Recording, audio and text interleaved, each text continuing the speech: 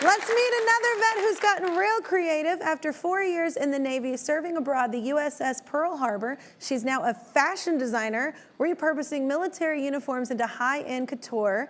Let's say hi to Carolina. Hi, Carolina. Hello.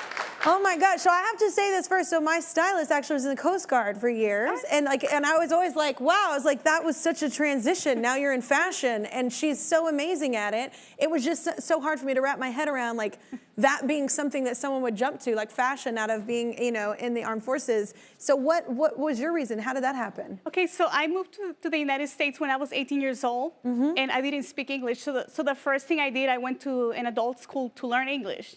And some of my classmates were from Vietnam, China, India, and I was like, wow, they don't speak Spanish. You know, I was so amazed by them.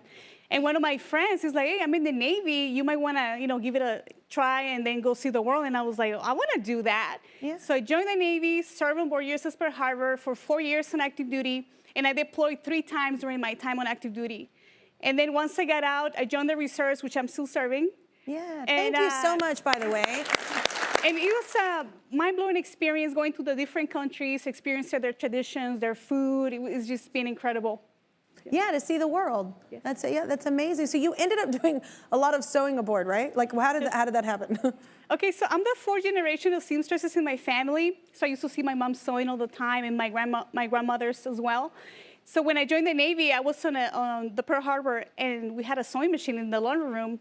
And then next thing you know, the sailors will come to me, Hernandez, can you fix my uniforms? You know, can you sew my name tape? You know, so I was like doing alterations, repairs, but nothing fashionable. And it wasn't until I got out when I actually went to the Art Institute where I finally graduated with my bachelor's design and you know. Oh, congratulations. That's amazing.